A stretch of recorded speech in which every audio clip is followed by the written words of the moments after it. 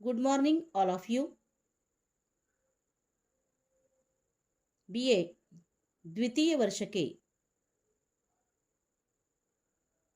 सभी छात्रों का हिंदी विभाग में स्वागत है।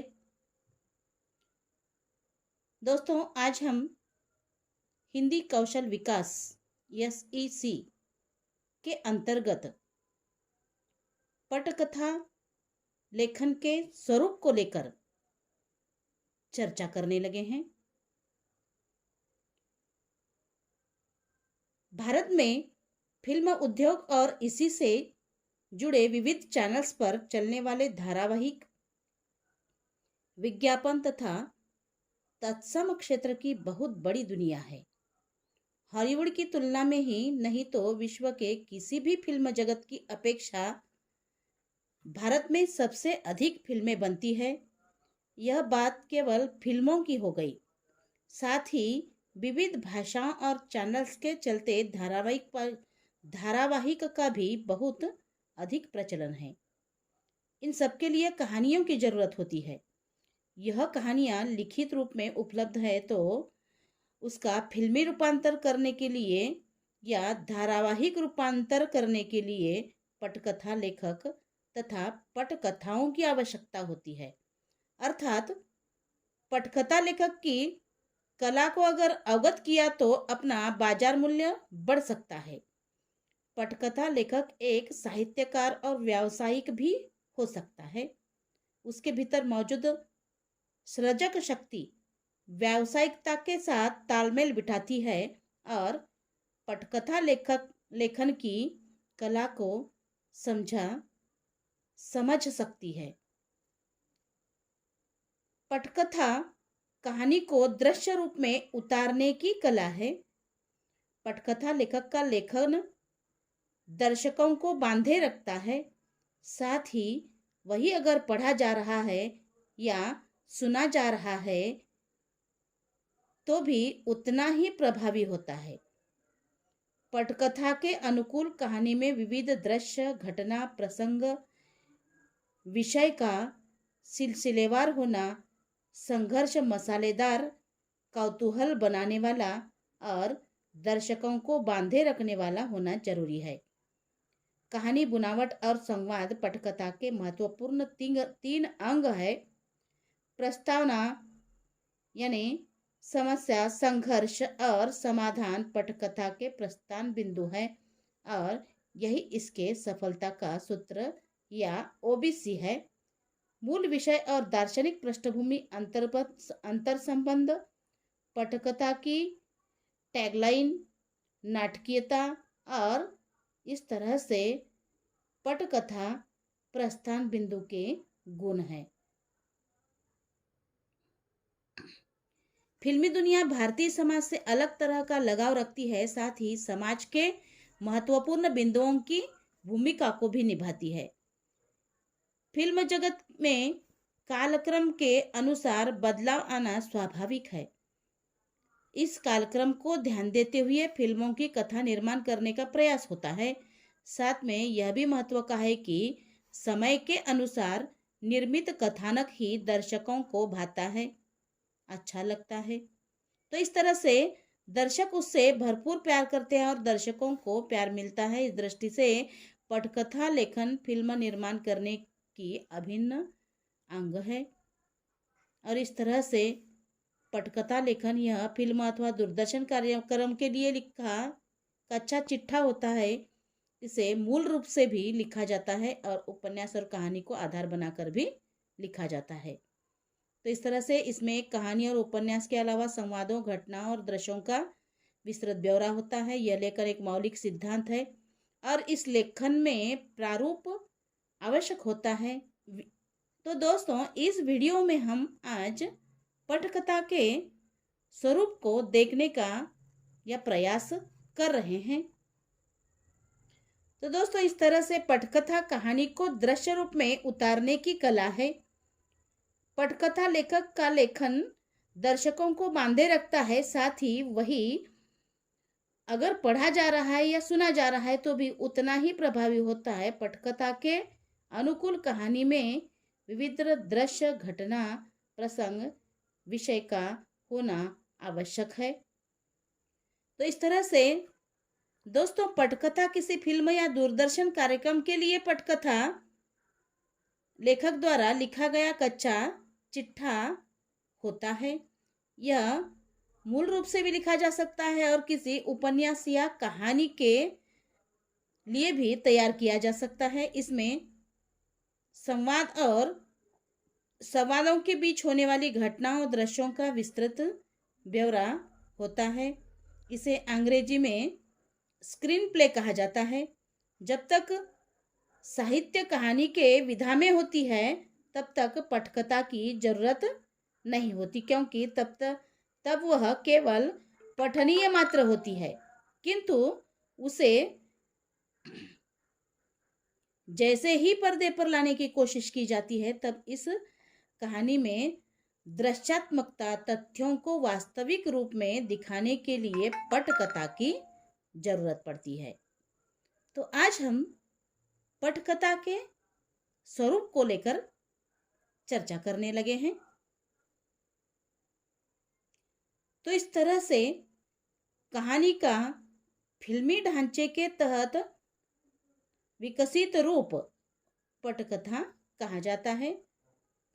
पटकथा लेखक वह पहला व्यक्ति होता है जो फिल्म को पर्दे पर उतारने से पहले देखता है। अपनी कल्पना की आंख से उसके सामने कई अदृश्य चित्र साकार होने लगते हैं और उसे वह संक्षेप में कागज पर उतारता है।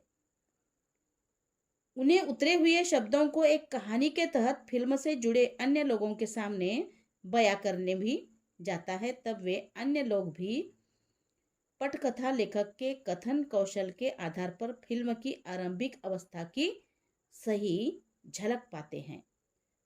तो दोस्तों, पटकथा लेखक के दिमाग में कहानी के दृश्य एक क्रम में मानो चलचित्र जैसे चलने लगते हैं। इन्हीं दृश्यों को पटकथा लेखक शब्दों में पकड़ता है और कागज पर उतारते जाता है। इस प्रकार से कागज पर पटकथा को उतारना आसान नहीं होता। उसके लिए कल्पना, प्रतिभा, तपस्या, मेहनत और कौशल की जरूरत होती है। इस प्रकार का लेखन अचानक नहीं होता। इसके लिए इस क्षेत्र से जुड़े रहना और अभ्यस्त होना भी जरूरी होता है। पटकथा अंग्रेजी शब्द स्क्रीन प्ले का अनुवाद है और फिल्मों में और दूरदर्शन पर कई प्रकार के कथात्मक कार्यक्रम बनाए जाते हैं और इसको बनाते वक्त उसके आरंभ, मध्य और अंत की रूपरेखा बनाई जाती है। यह कल्पना की जाती है कि फिल्म बनाने के बाद पर्दे पर किस रूप में उभरेगी और मूल कथा को कैसे प्रकट करेगी। अर्थात फिल्म में भूतकाल में चलती मूल कहानी को वर्तमान के साथ जोड़ने का कार्य पटकथा लेखक करता है। असगर वजाहत कहते हैं, देखो, पटकथा कथा का वह रूप है जिसके आधार पर निर्देशक बनाए जाने वाली फिल्म के भावी स्वरूप का अनुमान लगाता है। मनोहर श्याम जोशी कहते हैं, आप पहले अपने मन में पर्दे पर घटनाओं को होते हुए देखिए और पात्रों को बोलते हुए सुनिए। फिर कागज पर उतारते जाइए कि क्या घटना घट रही है और कौन पात्र क्या बोल रहा है। घटना की नाटकीयता को उभारते जाइए। यह मानकर चलिए कि जैसा नानी से कहानी सुनता बच्चा हर दिलचस्प मोड़ के बाद यह पूछता है कि फिर क्या हुआ, उसी तरह बहुत से जिज्ञासु दर्शक बैठे हैं जो आपसे जानना चाहते हैं कि फिर क्या होता है। इस प्रश्न का जवाब देते रहने से नए नए सीक्वेंस शुरू होंगे और ये सीक्वेंस आपका स्क्रीन प्ले यानी आपकी पटकथा तैयार कर देंगे। गोया पटकथा और कुछ नहीं, वह कथा है जो पर्दे पर दिखाए जाने के लिए लिखी गई है। तो इस तरह से मनोहर श्याम जोशी पटकथा कैसे लिखी जाती है, कैसे लिखना चाहिए, इसको अपनी परिभाषा के माध्यम से बताने लगे हैं। तो दोस्तों, पटकथा लिखते वक्त ये बातें आपको ध्यान में रखना चाहिए कि फिल्म और टीवी के आधार लेखन को पटकथा कहते हैं। पटकथा के माध्यम से निर्देशक, अभिनेता, कैमरामैन, साउंड रिकॉर्डर्स आदि दिशा निर्देश पाते हैं। कहानी पटकथा का आधार होती है। पटकथा लेखन को प्रस्तुतिकरण से जोड़ना होता है। सही पटकथा लेखक वही जो शब्दों को अपने काबू में रख सके। दृश्यों के जरिए वर्णन दृश्यों लेखन की पटकथा है। पटकथा कहानी कहने की एक अद्भुत कला है। इस तरह से पटकथा लेखक माध्यम की सूक्ष्मता को बारीकी से पकड़े। तो दोस्तों, पटकथा लेखन के लिए कहानी में मनोरंजक तत्व होने चाहिए। मौलिकता कहानी का अनिवार्य शर्त है। कहानी का प्रासंगिक होना भी जरूरी है। कहानी के तत्वों में संतुलन होना चाहिए। पात्रों की संख्या संतुलित और कथानक के अनुसार होनी चाहिए और इस तरह से कहानी का परिवेश जो है स्पष्ट हो। पात्रों और घटनाओं के बीच संतुलन भी होना आवश्यक है। कहानी स्पष्ट, चरम उत्कर्ष कहानी में हो और इस तरह से कहानी में किसी विचारधारा, पात्र या समस्या के प्रति अनावश्यक मोह नहीं होना चाहिए। कहानी का काम उपदेश देना नहीं है। तो दोस्तों, इस तरह से पटकथा की कहानी स्पष्ट और कहानी का जो उद्देश्य है, योग्य उद्देश्य होना आवश्यक है। तो दोस्तों, पटकथा का स्वरूप देखते हुए हम यह कहेंगे कि कहानी और सिनेमा की पटकथा में जमीन आसमान का अंतर होता है। सिनेमा की पटकथा लिखते वक्त लेखक को सिनेमाई जानकारी आवश्यक है। फिल्में बनती है कैसी है और उसका उद्देश्य क्या है, यह भी जानना जरूरी है। फिल्म बनाने के तरीके और उसके तकनीक की बारीकियों पर भी पटकथा लेखक को गौर करना पड़ता है। अगर यह पता नहीं है तो पटकथा लेखक से कई गलतियां होगी और गलतियों के साथ बनी फिल्में व्यावसायिकता की कसौटी पर सबका नुकसान करेगी। अब निर्माता, निर्देशक व्यावसायिक नफे नुकसान के बारे में सोचने लगे हैं। प्रत्येक फिल्म उनके लिए कमाई का जरिया होता है और बहुत अधिक नफा नहीं परंतु नुकसान तो बिल्कुल उठाएंगे नहीं, जैसी मानसिकता हर में फिल्मी शख्स की है और यह गलत भी नहीं है। पटकथा लेखक और लेखन फिल्मों के लिए आरंभिक सीढ़ी है और इस सीढ़ी का अतुलनीय, तराशा हुआ तथा ताकतवर होना आवश्यक है। अगर यह नहीं है तो पटकथा का कोई मोल नहीं और पटकथा लेखक का भी कोई मोल नहीं। ऐसे कई उदाहरण हिंदी और अन्य भारतीय तथा विश्व भाषाओं की फिल्म दुनिया में देखने जा सकते हैं कि जो एक साहित्यकार के नाते सातवें आसमान पर चढ़े लेकिन एक पटकथा लेखक के नाते धाराशाही हो गए। तो दोस्तों, इस तरह से पटकथा लेखन एक मौलिक सिद्धांत है। इस लेखन में प्रारूप आवश्यक होता है। तो यहाँ हम इसके प्रारूप को देखने का प्रयास करेंगे। प्रस्थान बिंदु। एक कथा को पटकथा के रूप में परिवर्तित करते समय लेखक को सबसे पहले कथा को 3 भागों में विभाजित करना पड़ता है और इसे फिल्मी भाषा में प्रेमिस या प्रेमाइस कहते हैं। प्रेमिस या प्रेमाइस बनाने से पहले लेखक को कथानक की प्रस्तावना, संघर्ष और समाधान खोजना पड़ता है। या विद्वानों के अनुसार फिल्म के कथानक का प्लॉट जो है यानी जमीन होती है। इसमें कहानी की समस्या, नायक प्रतिनायक का संघर्ष और कहानी का समाधान 3 हिस्से होते हैं। यह तीनों भाग कथानक को उसकी थीम और दार्शनिक पृष्ठभूमि से जोड़े रखता है। साथ ही कथा और पटकथा के विस्तार के समय भटकाव की गुंजाइश लगभग न के बराबर रखता है। दूसरे शब्दों में कहा जाए तो यह कथानक को दिशा और समाधान के रूप में आधार देता है। कहानी को समस्या, संघर्ष और समाधान के रूप में इसलिए बांटा जाता है कि कथानक के साथ साथ उपकथा, समांतर कथा, अवान्तर कथा, घटनाओं की प्रति घटनाओं का सीधा संबंध इन्हीं तीनों बिंदुओं से होता है। कथानक के थीम, व्हाट्स यानी सब्जेक्ट, हु, व्हाई, वेयर और व्हेन और क्लाइमेक्स, नाउ, व्हाट, हाउ को परिभाषा देता है। पटकथा को पढ़ने से, देखने से ही आगे के कथानक को जानने की बेचैनी और उत्सुकता बढ़ जाती है। प्रीमाइस का तल यानी नींव ही पटकथा का आधार होता है। ऐसा ही नहीं, पटकथा में पर्याप्त नाटकीयता लाने का काम भी करता है।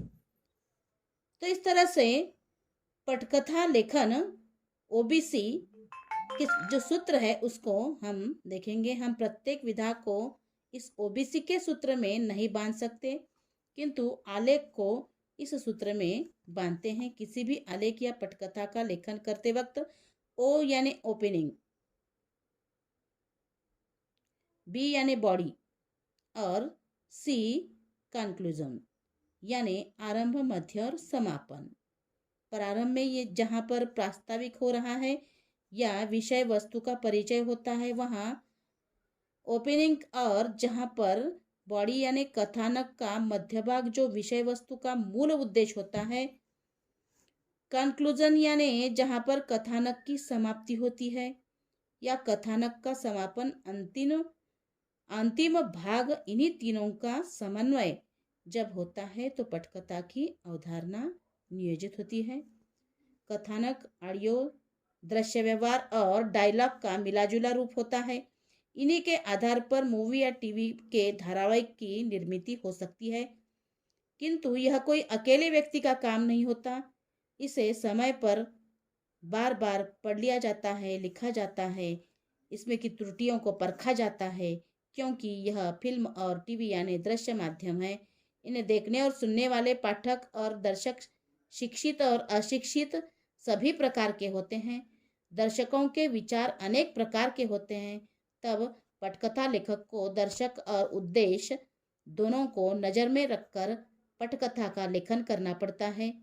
वह भी समयानुकूल चित्रों तथा आवाज़ों पर ध्यान केंद्रित करना पड़ता है। तो इस तरह से अपने विचारों को पटकथा में साकार करना भी आवश्यक है। तो इस तरह से अपने विचारों को पटकथा में साकार करें। पहले आप मूवी कथानक को ऑनलाइन पढ़ें और उसमें निश्चित कर लीजिए कि आपको क्या पसंद है और नापसंद क्या है। एक्शन किस प्रकार के दिखाए गए हैं, डायलॉग किस प्रकार के लिखे हैं और चरित्र कैसे विकसित किए गए हैं। इन सभी बातों के बाद अपने पास के विचारों को उन्हीं सभी विवरणों, संबंधों तथा चरित्रों की खासियतों के रूप में लिख डालिए, जिससे आपकी कहानी आगे बढ़ सके। इसे देखें कि वे कौन से तत्व है जो अपने विचारों से जुड़े हुए हैं और आपके कथानक के चरित्र एक दूसरे से कैसे बातचीत करते हैं और क्यों। आपका मुद्दा क्या है और कथानक में क्या कमियां हैं। इन सभी मुद्दों को उचित रूप से लिखने का प्रयास करें। तो इस तरह से पटकथा लेखन में अपने विचारों को हमें साकार करना है। तो दोस्तों, पटकथा लेखन के सूत्र जो है उसको भी हम देखने वाले हैं। पहला है रूपरेखा। सबसे पहले आप कहानी की रूपरेखा बनाएं जिसमें ओबीसी का प्रयोग हो। अपने कथन के मूल भाव से कहानी लिखना शुरू कीजिए। फिर कहानी के संघर्षों पर प्रकाश डालिए। संघर्षों से ही ड्रामा चलता है, इसमें लंबाई का ध्यान रखिए। जब पटकथा के रूप में बनती है तो हर पेज आमतौर पर पर्दे का 1 मिनट लेता है। वैसे अगर देखा जाए तो 2 घंटे की स्क्रिप्ट 120 पेजों की होती है। ड्रामा लगभग 2 घंटे का होना आवश्यक है और कॉमेडी के लिए 1.5 घंटे की। तो पटकथा लेखन का दूसरा सूत्र है कहानी के 3 भाग। प्रथम भाग कम से कम 30 पन्ने तक कहानी की भूमिका बनाई जाती है। इसमें कहानी की दुनिया और चरित्रों का परिचय देना जरूरी होता है। इसमें ही कहानी का टोन भी निर्माण करना पड़ता है। आपके कहानी के न्याय का परिचय दीजिए और उसके संघर्ष की बात शुरू कीजिए, जिससे कहानी आगे चल सके। जब नायक अपने लक्ष्य की ओर चल पड़ता है तब दूसरा भाग सामने आता है। यहाँ पर नायक को संघर्ष सुलझाने के रास्ते में अनेक बाधाएं आती है। सामान्यतः दूसरे भाग में ही उपनायक शुरू होता है। दूसरे ही भाग में नायक में परिवर्तन के संकेत दिखाई देते हैं। तीसरे भाग में कहानी सुलझाव पर आकर पहुंचती है। इसमें कहानी का मोड़ होता है तथा उसके अंत में लक्ष्य से अंतिम आमना सामना करना पड़ता है। दूसरे भाग में कहानी गढ़ाई जाती है तो तीसरे में बहुत तेजी से चलती है। तो इस तरह से पटकथा लेखन में तीसरा सूत्र यह है कि घटना की शुरुआत क्रम से कर मध्य और अंत को जोड़े। इसका क्रम 10 या 15 पेज का होता है। इसमें किसी चरित्र पर प्रकाश डाला जाता है। चौथा सूत्र है आप घटना के साथ ही संवाद लिखना